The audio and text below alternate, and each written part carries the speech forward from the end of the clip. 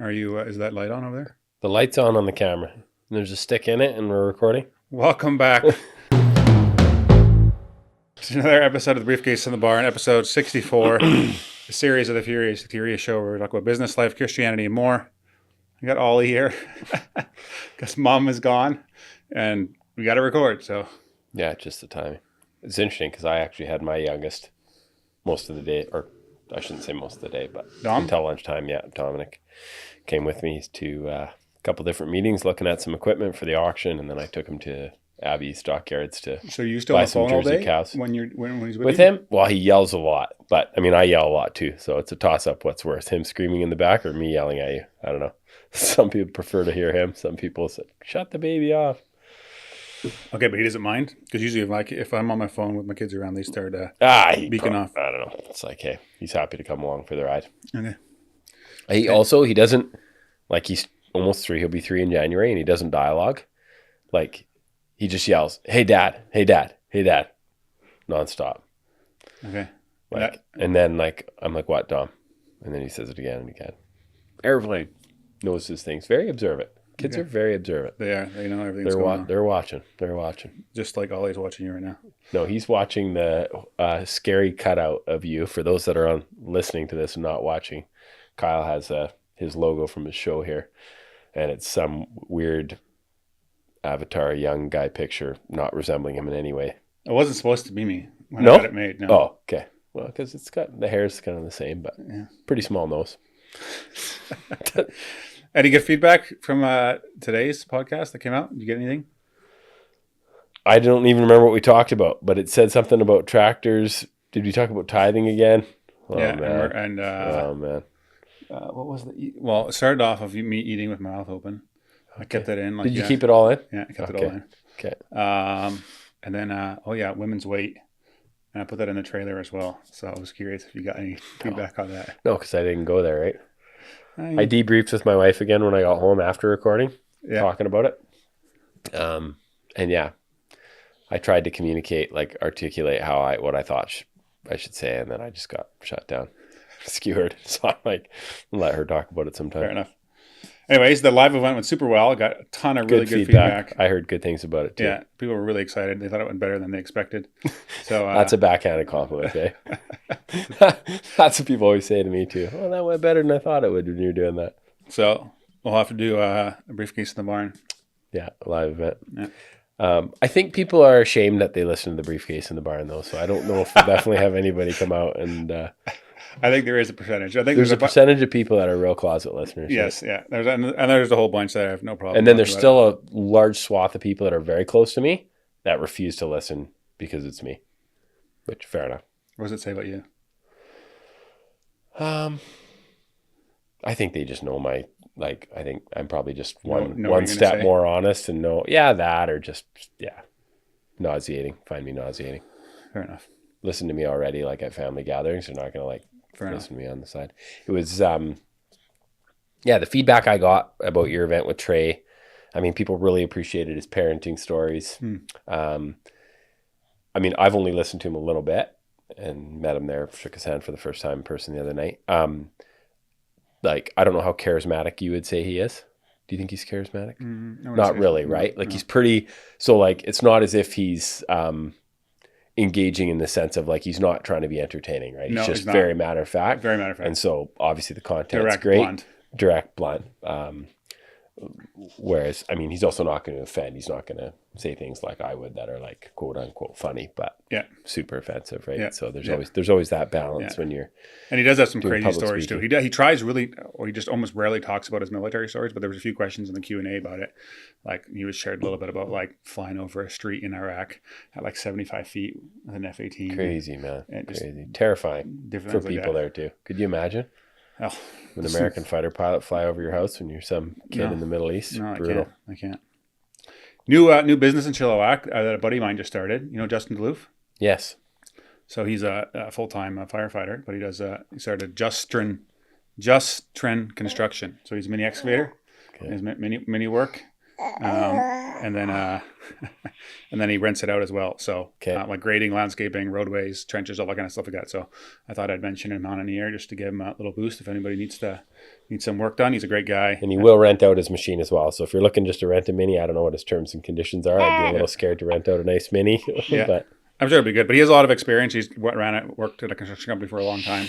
And so 604-845-0506. That's Justin's number if you want to use him. Sweet. So who do you use usually for like all the little odds and ends work? Do you have any yourself? I don't. No? I don't. And I want to own one, but I'm a little worried that the kids will just start digging apart the whole yard. I mean, I kind of want them to, but also I'm terrified of what will happen if I see how much carnage they do.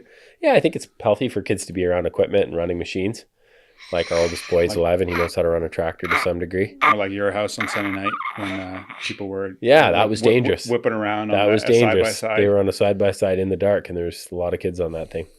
But good, clean fun, right? I mean, yeah.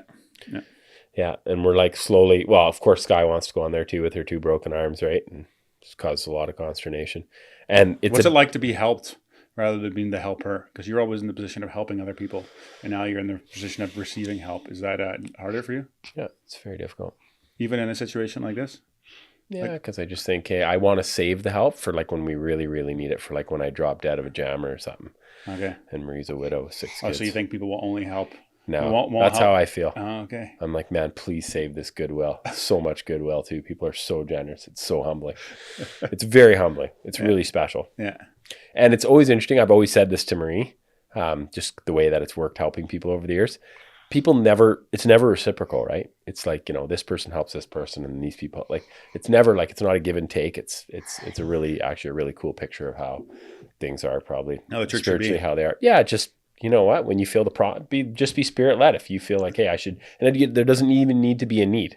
Yeah. I think that a lot in our time, it's like, oh, they put a meal train out. Listen, you can bring a meal to someone if they're not. Exactly. You just look at their life and be like, oh my word, if I was that family, I'd be drowning. Yeah. Hey, just say, hey, can I bring it? Like, it's really special. So we have had that too.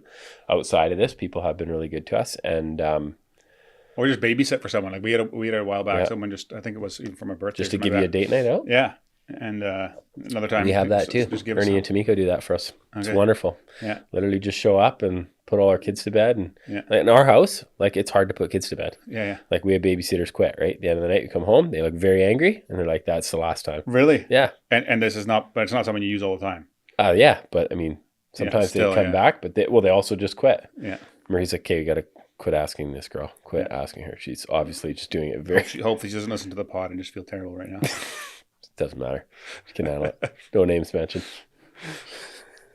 Okay, you got what do you got to talk about? We're not doing Gentle and Lowly today. No, because I didn't read it and I'm totally not prepared. Interestingly, though, actually on that note, that would be kind of underneath the same banner of what that book talks about. There's the first time God describes himself in the Bible. How do you think he describes himself?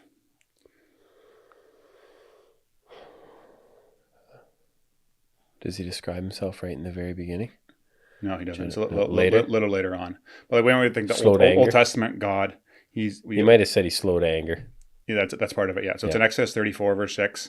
It's when in the time of Moses, I think it's around Mount Sinai. And so the verse says, "The Lord passed before him and proclaimed, the Lord, a God, merciful and gracious, slow to anger, and abounding in steadfast love and faithfulness." That's how God describes himself. Okay. And then in our heads, our pea brains, we think Old Testament God. Angry. Well, he is angry too. Angry all the time. Of course. But that's how he describes himself. And I think it's just so important that we start understanding who God is most likely to be. Ollie's just checking things out. It's really funny. How you liking the sermon series at church through the... I wasn't there for the baptism one, and I haven't listened to it yet. Okay. What did you think of it? Baptism one bores me. Why is that? That topic it's just over talked about. Yeah. Okay. And it doesn't feed my soul. I don't feel closer to Christ or more convicted of my sin. Yeah. Yeah, the Lord's Supper, the communion one here this last week, I thought was great. I think it was very balanced. It's interesting. So we had Jorge Salazar in the evening because I went to the 5:15 service, and he explained the verse that if you take communion and you're not a Christian, you're heaping condemnation on yourself. Yeah. And so that it was taught that way growing up as well. And so it actually held a lot of people back from going to take communion or Lord's Supper because they didn't want to do that. So they just err on the side of caution. Err on the side of caution. And just, that's a great way to say it. And just not take it. Totally. And so interesting is that R.C. Sproul says it's actually not that, meaning he says it's that if it's a Christian living in sin, someone that's already saved that's living in sin that goes to communion. Well, it's probably both end would be my guess. No? Yeah, I guess. I just thought it was interesting, the two variations. And I know my instant response to that is because I have really struggled with that assurance. And he did a good job, I thought, because I thought he was totally disagreeing with what I taught. He talked about having like... Jorge taught in the morning too? Yes. Oh, okay. Did all three. And he talked about, he was preaching through that text. He was talking about that and talked about similar how we've been taught, we've talked about it at Freedom Session where it's like, okay, and this is the part I don't feel like we do a good enough job at any church talking about, where it's like there's another verse in the Bible somewhere where God says, hey, if you have any problem with a brother or sister, and not just a brother or a sister, in your family, like with another fellow believer, if you have a problem with anybody, drop your gift at the altar, so to speak, and go make it right? Like before you come to the Lord. And I feel like we just don't do that. I know hundreds of people that call themselves Christians that don't talk to a parent. There again, and it's not always that person's fault. And some people have tried it. There's all the 1,000 explanations. But lots of people are fine just being resentful because they feel they've been wronged. Yes. And they don't wrestle through that kind of forgiveness piece. And so I thought, I guess when I'm at church and I see communion, especially there again, it's so different where we go, because the bulk of the people are professing their faith and they're saying they're Christians. And of course, how we grew up, it wasn't that way. There was a lot of, there again, just the way it's done with the table, like it's beautiful. I'm not saying it's a bad thing. I just feel like, man, the amount of judgment and the amount of unsaved people there that are critiquing, like it's just disaster, right? In my opinion, I think it's a disaster. It's not meant to be that, right? Like obviously it's not even, they don't mean it to be that. That's just what it becomes because of the people on that note critical. Too, he said like people won't attend because they believe they're living in sin. So then they don't take part of communion. But he's like, just repent then. Yeah, so that was where that's the piece I was getting at. Yeah. So then he just said, stop doing it, right? And I thought that was interesting. An excuse. Yeah, I thought that was interesting. Yeah. Because probably people err on the side of just never going. Yeah. Because they're struggling with sin, which is not right either. No, like we as Christians are going to, and I mean, I just think that the devil will use anything he can to get you in a spot where you're doubting. Right? Yes. And what really struck me, and I don't know if this resonates with you, but I have felt, or I have come to believe that when I am in that headspace of not feeling worthy, I'm just thinking way too highly of myself and way too low of God. I'm thinking way too much about it depends on me and not near enough of understanding how gracious God is, right? Instead of just being totally humbled and repentant, I'm like, I just got to do something a little more. And like, God does not need any of our help to save us, right? And we just have this weird, there again. We have the most lack of assurance when we start thinking we're supposed to be someone. Yeah, and there again, obviously our life the sanctification should be happening. I just think that they're two totally separate journeys, right? What's on the basis of your faith? No. Jesus is the basis of your faith. Yeah, so we really have this idea of, hey, we got to look a certain way. And I still struggle with that, where it's just like, man, like, and it hit home during that service where there's areas of my life, my language, things like that are just disaster. It's like, oh man, I feel such just failure, right? And so unworthy. But yeah, God is gracious, and I think that, like he said it really well. Just repent, make things right. And like in Freedom Session, Ken would say, hey, as much as it depends on me, I've made right with others, right? Yeah. And when you have that posture, and most people want to live in harmony. Like we assume that as soon as we have an issue with somebody that they're happy that we're, hey, we're both angry at each other. No, most people of course some people don't, but most people want to get along, right? And also if you're not talking for a while, you start creating stories in your head and making it bigger than it actually is. Like communication. It's not even real. Pretty soon it's not even real. Yeah, communication's always the better route. I mean, it's not always possible, but it's like you should at least be trying. At least try, right? Put an effort in. It was interesting too. I had did not come to the event on Saturday night because I had committed to going to a birthday party. Yeah, murder mystery. Dressed up as Very the weird. Office. Yeah, clown. I'll see if I can get a picture. There is a picture of all. It's really funny. There's a bunch of people that you would know there. I have never watched The Office. Yeah, and I had a pretty main character. My name was Jim, and Marie was Pam, I think. Okay. And, I think they dated, right?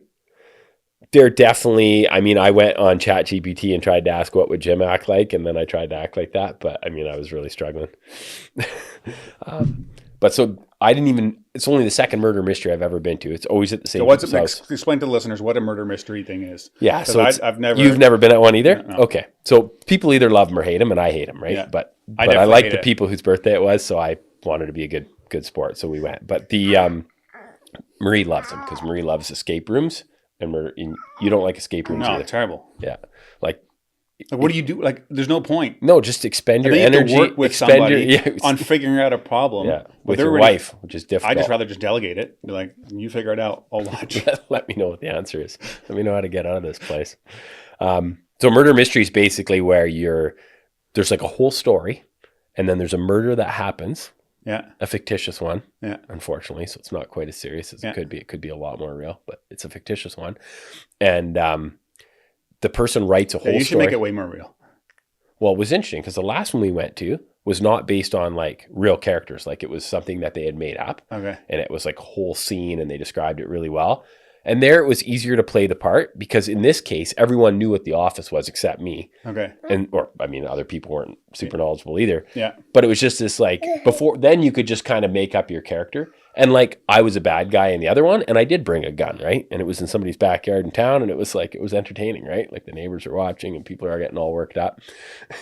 But it's just like the idea of playing a character, basically there's a murder that happens, right? In this, and then you have to try solve who actually committed the murder by asking questions. So and all night you're doing this. You're hanging out, eating. You're food. communicating. You're having food. You're asking questions, and you can tell the people that are into it and are good at it, right? Like Marie's running around asking all these pointed questions and like really, got a pretty good clue on the story. Yeah, and understands the story. Me, I'm just sitting there really confused. You're told to have a mission. You're like, I've been told to do something. I'm going to do something else. That's right. Ollie, is this podcast over? Are we done? Are we done, Ollie? Are we totally done here? Yeah. He's pretty happy. Talk to the audience. He's pretty happy, man. You tell him. You would not get one of my kids on my lap for that 15 or 20 minutes to save your life. He's a cute kid. Do you think he's hungry, Kyle? I have no idea. Anytime somebody's unhappy, I give them food. Okay, that's my answer to all problems. Little pause here, and we'll get some. Get a bottle for this kid or something. Can you hold him a second? Here, buddy. Oh yeah, I got a lot of cow poop on me. I came straight from the barn. Ooh, bottle for you. You like a bottle? Okay, interrupt this podcast to feed a baby. How old is he? 6 months, 20 pounds. Solid, man. Solid. Quickly, give him the bottle. Quickly. She's panicking. Can you hold it? No, not yet. Yeah, you can. Let's go half the time.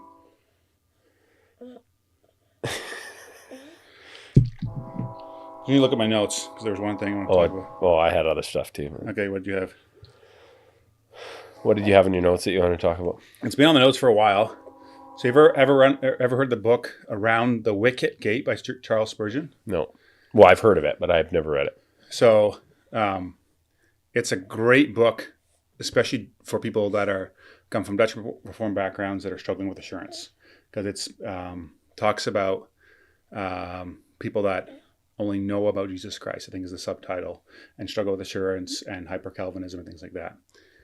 And so I've always been pretty passionate about this topic. I really, I thought I was going to be an NRC pastor when I was 21. Instead, I became a cheater because God showed me, got through my hard head, hey, buddy, you need me. I don't need you. Yeah.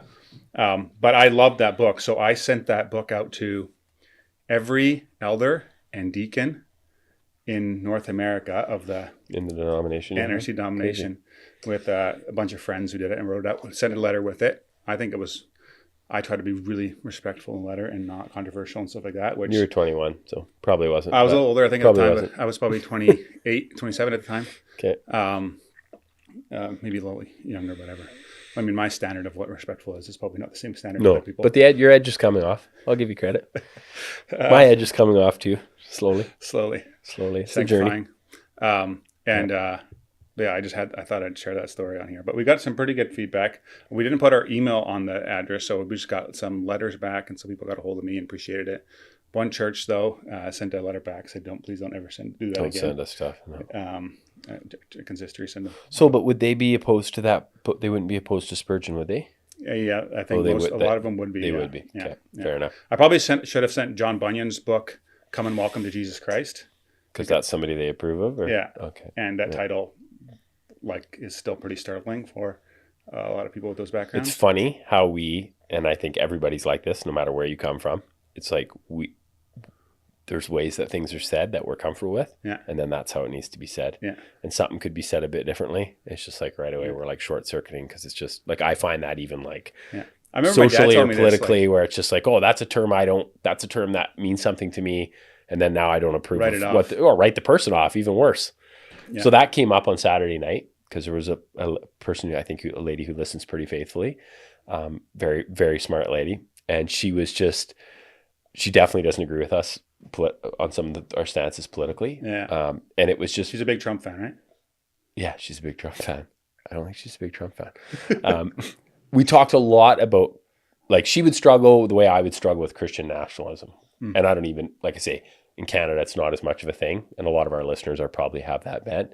But just the idea of like, hey, if you are a Christian, you will vote this way. This is how you vote. There's no way you could vote any other way. Right? Yeah. And not even that. I just think she would call herself maybe the term a moderate, which, there again, that can mean a lot of things. But just the idea of, what she did appreciate is that we're open to, especially you, probably even more than me, but you're always questioning, you're dialoguing. And I thought it was really cool. Like, I think it's cool when somebody can listen to something like this or whatever, any podcast where they don't agree with everything that the people are talking about, right? That's healthy. It's healthy. That's how you learn. When everyone thinks the same, no one thinks at all. Yeah, that's a great say. Yeah. When everyone thinks the same, no one thinks at all. Yeah. Yeah. Well, yeah, back to the sayings and stuff like that. So I remember my dad telling me that if he would never have opened a sermon with "Beloved in the Lord Jesus Christ," because that's assuming that everyone's saved. Yeah. But the baptism form starts with "Beloved in the Lord Jesus Christ," which is really accepted. And so it's like they just get used to certain things, whatever being in certain places. And then it's like, well, you can't change that. So we're going to have to make it work. So do you think, this is a question related to that with forms, because I was talking to some guys about this the other day with the profession of faith form and baptism form. Do you think that in church, like in the church where we came from, do you think at the time when they created the profession of faith form that people were professing their faith and most people would have been saved then? Yes. Okay. And it just turned into, hey, we escalated our emphasis on yeah. Well, I think it became from like there was such a response to, like, even like when the NRC split with the HRC in 1993, you had more of like the gospel leaning believers or more open to the gospel leaning believers that left, and then the other one stayed, and then you usually have a response to the other side, right? So you go more extreme one way. Yeah. And so I think as there was a push against like easy believism or like, not deceiving yourself. Just the idea of the gospel being so open. Yeah, then, okay, so then it's like people will struggle with their faith a lot more, and so then they don't really know if they're saved or not, and then all of a sudden it like gets gray, right? If you can baptize or not, and then it just goes another step, because you want your kids to, just like in evangelical church, I think people get baptized too quick as an adult because their parents want them to get baptized. They're pushed, yeah, and totally. They say they're a believer when maybe they're not. I think I find it fascinating because I have been at a wide spread of churches in the last 25 years of my life, and I still go to a wide spread of churches, and it's fascinating how there again, I think I'm probably in one ditch to some degree. I wouldn't even know which one because I just wouldn't know. You can't see it clearly yourself. Yeah. I wouldn't want to be, but I think I am. But I think I do feel like just listening, well, even to the sermon on Sunday, it's like, hey, this is something that we could talk about more. And I feel like at our church is pretty balanced. I feel like, hey, the gospel invitation is open, but at the same time, listen, if your life is not lining up, if your actions are not lining up with what's coming out of your mouth, like, you're not a Christian. You really got to be questioning, right? Yeah. Or, there's this, hey, where is your heart at, right? I don't think the Bible leaves space for like you to keep living in your sin. Like it not comfortably. That's why it says, like, I believe in perseverance of the saints, once saved, always saved. But I also believe that the Bible says, endure to the end, right? Which is a threat in a way to say that, like, hey, hold on to Christ, make that your priority. If it said, like, once you're saved, you're always saved, and you don't need to really worry about it anymore, well, then... Well, that just disagrees with too many other scriptures, right? That too, but like, so it's not a... Like, it's same with like Hebrews 12 says, run the race that is set before you with endurance, and cast off every sin and weight that holds you back while looking unto Jesus. And I got this from Piper, but it's like every sin and weight that holds you back. And often the question is asked, like, is this sin? But that's like the lowest bar question you can ask. It's not, is this sin? Is it, does this help me run? And so cast off every sin and weight. So there's obviously things in our lives that aren't sins, that are weights that keep us from running the race and looking to Jesus. Yeah. And so it's never a question is this sin? Does it help me run? Does it make me more Christ-like, more godly, more real? Because otherwise you're just looking for how close can you get to the line, right? How much can you get away with stuff? That's not the point. Yeah, that would be a weird question to ask. As a Christian, what can I get away with? Yeah. That's weird. Exactly. Yeah. And how much, but it's also believing then that like Jesus isn't better. It's not more like, when you believe in Christ, you believe that he is more enjoyable than sin is, right? It's not like you have to be a Christian. If you have to, There you're not always counter, there, but you're like, because we're fighting that, but like, because the lie, of course, is that sin is enticing, and it can be in the moment. Yeah. Yeah. And Satan lies, but yeah, like Jesus is our ultimate affection. Sorry to the listeners, you're going to hear some squawking again because the bottle's done. He's doing pretty good. He's pretty happy. He's really getting shook up over there. Giving me the stink eye. Hey? Okay, you had a couple things? Well, I was just going to, it was funny. I had talked about my margins or how my margins weren't that great. I've got quite a bit of feedback about that. I continue to get feedback as people listen to that episode. Okay, yeah, this morning. This morning. I was on a call right before you came in, and I asked for the guy I was talking to. I'm like, "You got any topic ideas?" And he said, "Yeah, tell Gary to raise his prices on his mechanic rates, charge more money." I think people are just feeling sorry for me, right? Because I'm a little short on cash. But I had somebody else text me today too, giving me pointers and tips. So I got to call him back, and it's fascinating how there are businesses. Okay, so people get here. Here's a question for the listeners. Help me, saying, how can I communicate better the value that my coaching offers? Okay. There's a question. Kyle always feels at a disadvantage because I'm out and about meeting. He's mostly works from home. Yes. And I talk to many people every day, and I get a lot of feedback. And even at the murder mystery, like if that came out of left field, right? Yeah. Random lady sharing their comments, right? But I appreciate it. Like, and I think I always ask every time, hey, what could we do better? Or any criticism and people are just too kind, man. A lot of people just like it. I did actually got some criticism on Saturday night, my event with Trey. The one criticism I got was that it was not deep enough on one topic. Like it was like too surface level and like it bounced around too much and stuff like that. Okay. And I mean, yeah, so I can see that. I mean, that's very much what this show is. It's bouncing around like a freaking... yeah, but it doesn't matter, man. I know it doesn't matter. That's how my brain works. Like I feel this is the most focused I get all day is when I sit on this podcast. The rest of the day, I'm like a decapitated chicken running around. On that note, I'm still looking for a marketing manager for a company, big company here that will manage all the marketing, not do the work themselves, be the director of it and manage the budget, and need to have a little bit of a... Yeah, it's fine. It's not that loud. You'd have a little bit of know the farming industry and it's ag related. It's ag related and stuff like that. Okay. So if you're it's almost $1 million budget you would manage though. Depending on experience, anywhere from like 100 to 100. I will say, while I'm thinking of it, because this will come out next week, the following week, October 15th, Wednesday night, open invite to the community. Yeah. Beekman Auctions is having their fall equipment sale. Yeah, your buddy Steve just texted me today. What job do I want to do at the auction? Did you tell him you wanted to run the mechanical bull? I should tell him that.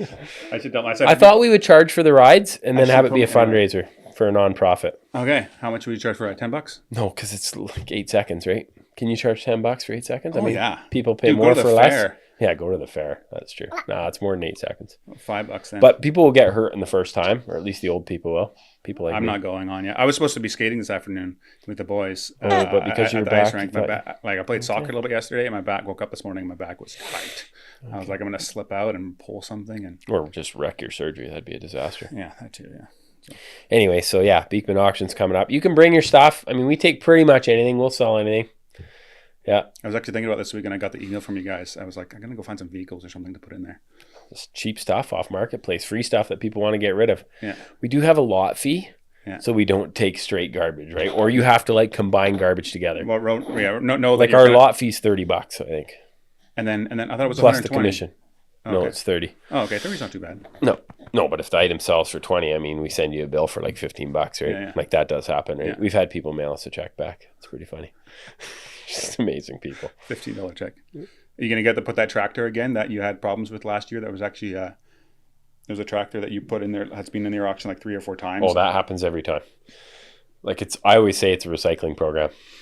It's literally. But this is the one that like it wasn't actually. There was something mechanically wrong with it, and that wasn't clear. Disclosed. Would either be fixed or it'd be disclosed the next time. Okay. I mean, there again, that's the challenge of running an auction company, right? Dealing with shysters on the selling side. Yeah.